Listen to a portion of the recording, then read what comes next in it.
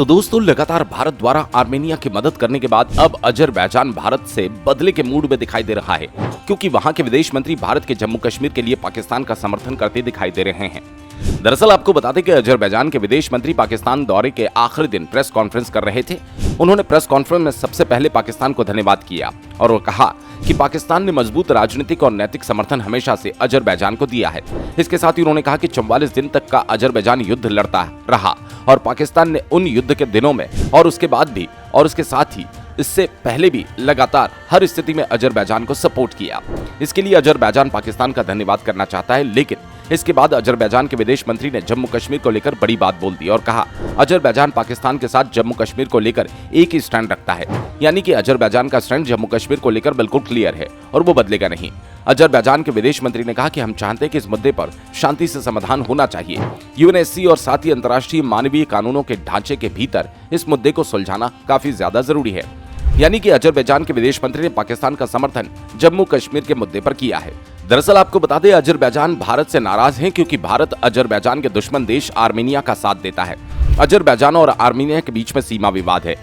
नागन काराबाग इलाके को लेकर विवाद चल रहा है। दोनों देश इस पर कब्जा करना चाहते हैं। हालांकि अंतर्राष्ट्रीय लेवल पर ये अजरबैजान का हिस्सा है, लेकिन इस इलाके में आधे से ज्यादा आबादी आर्मेनिया की रहती है और इसी कारण से दोनों देशों के बीच में लड़ाई है। आपको ये बता दें, अजरबैजान को तुर्की, पाकिस्तान और इजराइल मदद करने बताया जाता है कि अजरबैजान ईरान के खिलाफ चुपचाप तरीके से इजराइल की मदद करता है और इसी कारण से इजराइल अजरबैजान को ड्रोन, एयर डिफेंस सिस्टम और अन्य कई सारे हथियार सप्लाई करता है। वहीं दूसरी ओर आर्मेनिया को भारत, ग्रीस, ईरान, फ्रांस का सपोर्ट है। ग्रीस इसलिए आर्मेनिया का समर्थन करता है क्योंकि उसका दुश्मन देश तुर्की अजरबैजान का सपोर्टर है। इसके अलावा भारत और आर्मेनिया के बीच में 6000 करोड़ की डिफेंस डील भी हो चुकी है। बता दें, इस दौरान भारत आर्मेनिया को आकाश एंटी एयर डिफेंस सिस्टम, गोला बारूद, ड्रोन, पिनाका रॉकेट सिस्टम आदि दे रहा है। अजरबैजान के विदेश मंत्री के स्टैंड से भारत को कुछ फर्क नहीं पड़ता, क्योंकि भारत हमेशा से ही कहता है कि जम्मू कश्मीर और साथ ही पीओके भारत का हिस्सा है। हाल ही में भारत के विदेश मंत्रालय के आधिकारिक प्रवक्ता रणधीर जायसवाल ने प्रेस कॉन्फ्रेंस के दौरान जम्मू कश्मीर और लद्दाख को लेकर बड़ी बात बोली। उनसे जब जम्मू कश्मीर को लेकर भारत का स्टैंड पूछा गया तो इस दौरान उन्होंने कहा कि जम्मू कश्मीर और लद्दाख भारत का अभिन्न हिस्सा है।